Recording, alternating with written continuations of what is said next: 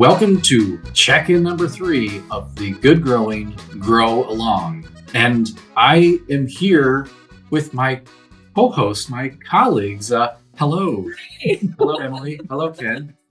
We are all here together in the same room. We have harvested the vegetables, and now it is time to taste these vegetables. Today what we're going to do is we're going to go into how we prepared these vegetables and then maybe discuss our thoughts or opinions on taste and flavor. But I guess, where do we start? Like, what's the hors d'oeuvre? What is the appetizer? Well, so let's talk about first what we prepared, and we'll put up a picture here of what we harvested. We have 5 of the 6 Mm-hmm. grow along foods that we grew this year. So we have the squash, the cucumber, okra, hog brain, black-eyed peas, and runner bean. We are missing the mizuna. There's all just, the season went too long, basically, for the mizuna. So we don't have that. We tried that earlier, so reference back to our previous podcasts for our thoughts on that. But so the runner beans and the black-eyed peas, can you prepare? Do you want to talk about how you fix those? Those are kind of sides for our meal today. Yeah, so the runner beans just did so you can soak those overnight. I did it in an instant pot, but I didn't have to soak them for the southern pea. Of course it is. Mine all failed, remember? I know what they look like. So that's the runner beans. So this is after you cook them. So they're nice and big beans. So soak those or put them in a spot, soak those like you would a typical dry bean. For that, just cook them with some garlic and some bay leaves. And that's it. So, and if you plant them, you know what they look like. They're the kind of the purple, the pink mottled. They're pretty beans that, fortunately, the color doesn't hold all that well when you cook them, but while they're dry, they're nice and pretty. So, here for those. Hopefully they can see this. That modeling, is that working at all? Maybe not. That's really pretty though. Really pretty in person. That's very ornamental. Come on. Oh, there. A little bit. yeah. So they're really pretty. So that's what we did for that one. And then for the southern pea, which is what we had up first, those are much smaller beans. Again, use those as a dry bean. So again, soaking those either overnight or using a pressure cooker to do a quick kind of soak on those. So, and with this one, we just kind of did a salad, cooked those down, refrigerated them, onions, celery, pepper, with Italian seasoning on that. And we can put the recipe in the show notes for that. So as someone who has only ever grown green beans, how do you know when these dried beans are ready? So for the ones I did, the outer skin, or whatever that's called, the husk. Whatever, that gets really dry and kind of crinkly. I had picked some that were still the beans were kind of rattling inside, but the outer skin was still a little damp. And when I opened those, the beans weren't quite hard yet. You could still pick them like that. You just want them to dry out a little bit, but they'll get papery. They're very brittle. Yeah, you can just crack them open. And the beans will be hard on the inside, like a dried bean you would get in the grocery store. Yeah, I can't really comment on the Black Knight Runner because mine didn't work, but my hog brain, I think it went through like a month and a half of nothing going on with the plant. It was vining, but no flowers. And then finally, towards the end of the growing season, it just exploded in these like foot-long pods. So now I probably have enough for, I would guess I might have like at least a pound worth of dried beans that I'm going to harvest this year. So not sure many. I ended up probably with almost 2 cups of beans. And that's probably half of what I had on there. Mm-hmm. Yeah. So we get 5 seeds. So I think I had 4 seeds to grow. So pretty prolific. Yeah. Our Master Gardeners grew some, and theirs are still green. And so it'll be curious to see how quickly they ripen here at the end of the season. Yeah. Mm-hmm. Yeah. So traditionally, I guess for black-eyed peas, at least if you're in the South, that's with ham hock and collard green. But I was told you only eat that on New Year's. Yeah. So only on that's the rule. That's why I didn't make that. At least This according to my wife. So She's from the South too, so she knows. she's from Tennessee. Yeah. So. All right. Do we want to try it, or do we want to keep discussing and just do them? Let's. I'm ready to try. All right, let's do I'm it. hungry for some beans. Okay. I'm going to eat a bunch of beans with people in a small room. Let's see what happens. I like it. Yeah. Black Knight Runner. Good. Yeah. Tastes like a bean. It absorbed some of the flavor that you put in there. That So garlic. that's nice. Yeah, that garlic is nice. The inside is kind of this whitish color. Of course, you have the purple skin. Mm-hmm. It's, but once you soak them, they're big beans. So Mm-hmm. It's almost like a potato, like a little potato. It is a little potato. That's a great description. A little starchy. Yeah, very starchy. Mm-hmm. All right. Not bad. I like it. Yeah. Good job, Ken. thank you. All right. So now you used in this recipe, we have pepper and onion and the pink celery And big celery. that we keep talking about. Yum. Let's see. And the recipe called for green bell peppers, but we did it's a Christmas pepper, so the peppers will go from kind of a whitish to purple to bright red. And I think as they get more ripe, more red, they get sweeter. So that's what we used. What I used for this one, and red onions. I'm gonna try another bite because I got a hold of that celery. That's all I could taste. So.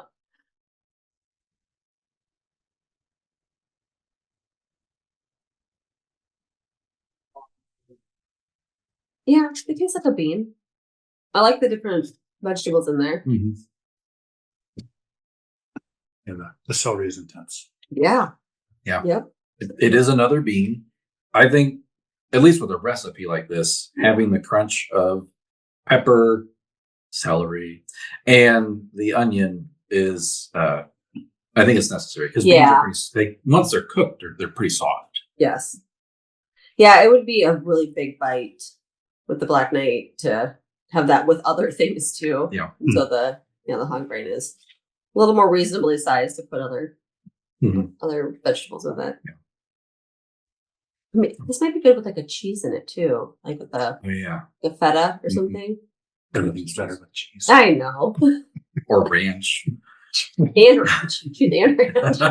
Cheese and ranch. Okay. So then you want to go on to your fixin', Chris? Yes. So I think, was I the only one that could that got the okra to grow? Yes. Okay. No. And of the 3 okra seeds that I planted, I only had got one that wound up ever establishing and growing. But it is a beautiful plant now, this late in the season. So this is candlefire okra.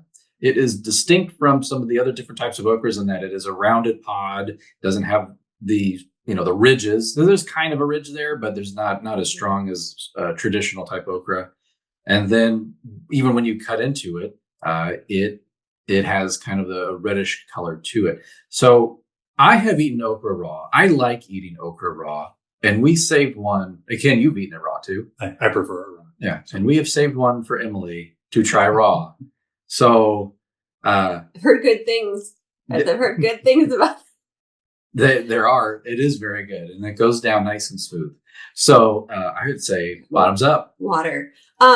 Question: when you eat this raw, just like bite into it, then yeah, I want the full experience. So you can. If you don't want the end, you can snap that off and try to get more closer to the bigger piece. Yeah. Isn't it good? So good. But then wait. It does taste pretty good. No, there's a sensation there. Honestly, not as bad as I was expecting though, with the mucus after effect. Really not that bad. I mean, like some other plants do that too, though. Like, leave a film thing in your mouth. It's not as bad as I was expecting, but it's. Yeah. I would eat another bag. And it's crunchy. I guess I didn't give it any thought. I like the crunch. I like plants with their vegetables with the crunch to them. So check it off the bucket list. All right.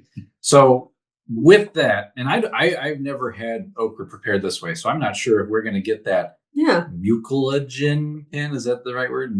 Yeah. Is that The snot. That's Not. not mucusy texture with this, but when you bite into okra, it initially is very crispy and crunchy, but it activates that snotty mucilagen within those cells as they break down, and you chew them up, and then they just get all slimy. So I don't know with this preparation that we've done if that is going to be the case, but what we've done is we've taken okra, we've sliced it up into bite-sized pieces. We've then dusted them with a kind of a cornmeal seasoning. And in that cornmeal, we have smoked paprika, we have some minced garlic. I think I dried minced garlic and salt. And then we bake them in the oven, 400 degrees for about 20 minutes. And so then you get this, I don't know. I mean, it looks nice. Let's see if it's slimy.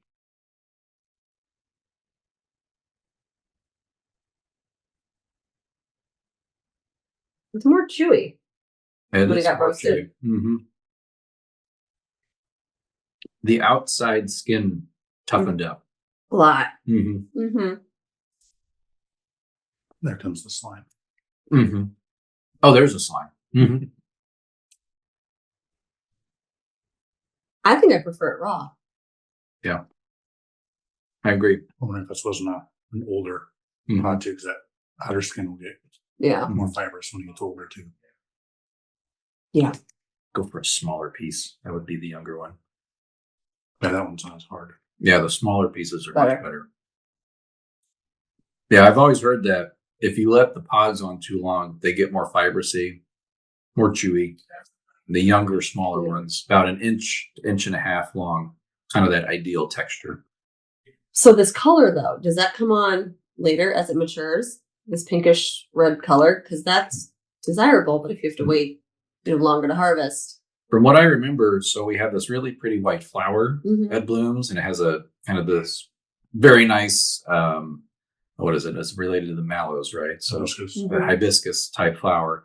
And then as that flower then dies, immediately at the base of that flower, we start getting this elongation of those ovaries of that flower, and it's already red. Oh. So sometimes though, I had to pull the flower off the top to make sure the flower didn't kind of interfere with the fruit development. Yeah. So that's great. That's a good answer because this color is really it's a pretty attractive. plant. Yeah. I would plant it again, even just to look at it. So yeah, as Ken said, we'll put these recipes below in the show notes. Again, I probably wouldn't make the okra like this again, but I could have done it incorrectly. So I did like the smaller, more immature pod. It tasted better. So Okay, so last but not least, hopefully, is the acorn squash, the honey bun. So I made this. Well, we made this more as kind of a meal showcase fixing. So it's roasted acorn squash. Then I also had prepared a pot roast in the crock pot. I do my pot roast in the crock pot. You can do it in the oven.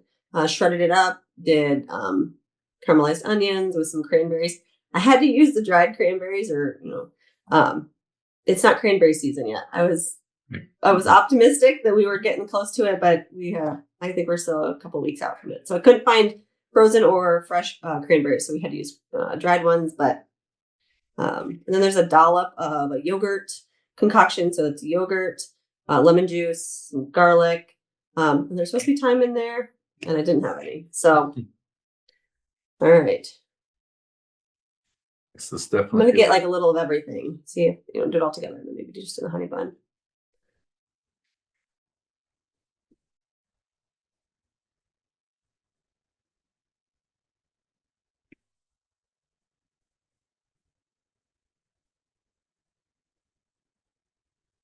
What do you guys think? I'll let you give your reaction first. Good. I really like acorn squash. Yeah. So we have we've been growing this at home as well, and we have been using this in a lot of different dishes, just sort of as like a side. Maybe we'll have like some type of pasta dish, but as a side, we'll cut up a roasted acorn squash, put it on everyone's plate.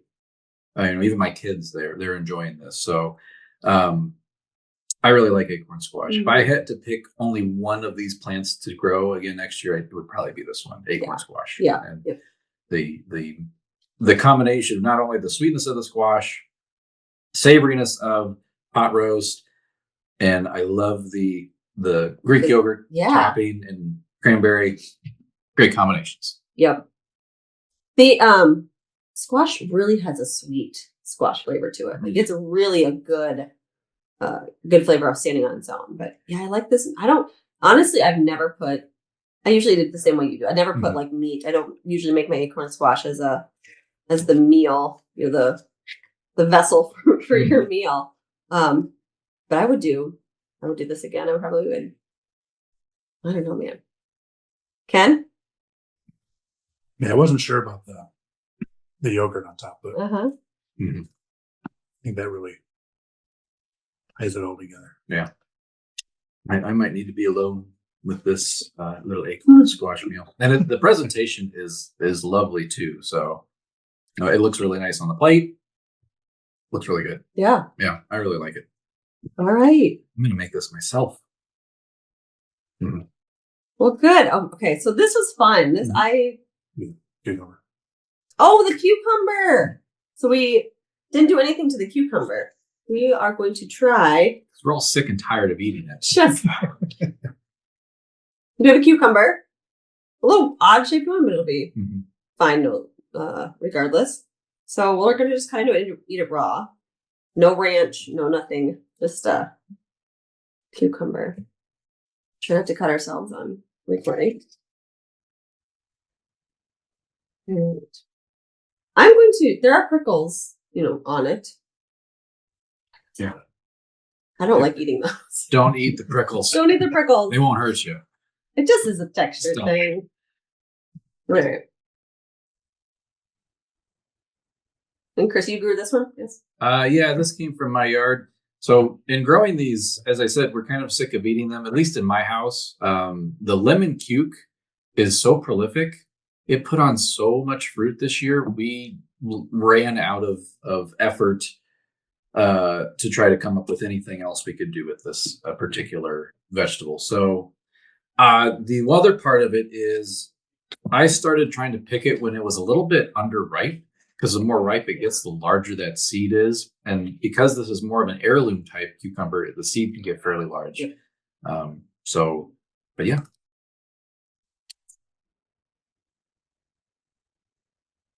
It is a very good cucumber. Yeah. It's got more mild flavor than some other cucumbers. Yeah. Yeah, so from the 2 plants we had, we picked 30 pounds of cucumbers a couple weeks ago in one big chunk. So I'm done with cucumbers. Well, I think I have 15 pounds on my counter right now. So I'm out of ideas. I made so much cucumber sandwiches. I'm sick of them. You can donate. Okay. Yeah, I can. Yes, that is a good idea. Let's refrigerate pickles. Yes. Freeze them. We talked about doing a freezer recipe. I didn't have success with mine. They started to they flowered and then they started to set fruit and then the vine died. So try to freeze them. I'd say in general, the both the squash and the cucumber, both being types of cucurbits, it has not rained here in Macomb for maybe a month now, and powdery mildew has been really awful lately. So all of my vines have really started to decline very rapidly. So I think my gardening season is done. Yeah. See, and anthracnose has taken out our cucumbers. The very tips are still green, but everything else is brown and dead. And squash bugs took out our acorn squash probably 2-3 weeks ago. Yeah. It happens. So that's the end of our Good Grow and Grow Along for the first season. We thank you all for joining us. Thank you guys for doing this with me. I had a blast, even though I did not have a lot of success. That's how it goes. Do we want to do it next year? We've been teasing the idea. Let's do it. Let's do it Let's again. do it. Okay. I knew they would say that. I had to ask anyways. So Make it seem like we have that. make it seem like you guys have some say in this. So we will send out another survey. So please keep sending in your responses to that survey. We genuinely do appreciate the feedback and use that to inform what we're doing with the program going forward. We grew food this year. We would like to know if you all would be interested in growing food again next year as a part of the Good Grow and Grow Along. If you choose to join us again, we hope you do. Or I want to propose an idea about flowers. We've teased this a little bit, but I would like to we'll do one or the other. And so we'll ask you all in the survey to tell us which one you would prefer. But for flowers, so this year at our with our master gardeners, I asked them to provide some garden space for flowers to grow and then to harvest those flowers, similar to how we harvest our produce and donate it. We were making bouquets and taking them to people who may not have access to, different garden spaces or outdoor spaces. There's a lot of research that indicates exposure to nature is beneficial. And so if people cannot go to nature, a bouquet is a great way to bring nature to them. And so we grew a variety of different flowers. We attached to them this custom-made tag that just identified who it was coming from, and wish them well. It says we hope these blooms brighten your day. So I would like to see if people are interested in doing that as a part of the Good Grow and Grow Along. We would grow bouquets. We would ask people to share them with those. Like their neighbors, people in nursing homes. We had one master gardener give it to people at an oncology unit who were receiving treatment for cancer. A lot of different ways to share the flowers. And in my unit, my master gardeners were really excited about doing it. So just wondered if anybody else would want to do it with us. After the hog brain, which took over half the garden, the lemon cukes, which took over the other half, and then the hog brain, which just overtook those two. I'm down for trying something that maybe isn't so viney. Oh, there's some viney flowers. That's true. Yeah, we could go that route too. Yeah. I would love to grow some cut flowers. That would be great. Awesome. Well, tell us what you think. Keep in touch. Mm-hmm. We will. I'd say if any of you have recipes that you've tried with some of your grow along vegetables, please share those with us. You can do that. If you're watching the video, you can do that down below in the comment section. Email us, or I guess we'll probably even have one of them good old surveys coming out later. What we do. That's right. Extension. We got to know what you think. So yeah, that was fun. We got a meal out of it too. I know. love that. Yeah, and we got to get together. Yes. So thank you for hosting us, Chris. Thanks for coming to Macomb, Illinois. All right. Well, until next time, keep on growing. Keep on growing. Keep on growing. Keep it on.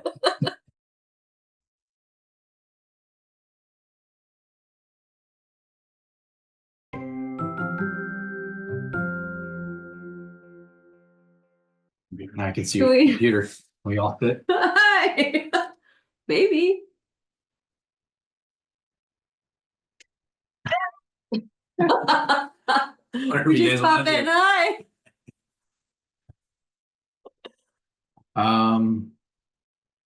What do we even say? What did you guys say? I don't even remember what you said. Welcome to the Good Grow and Grow Along. Right? Check-in number 3. Okay. The final check-in. Okay. It's the final.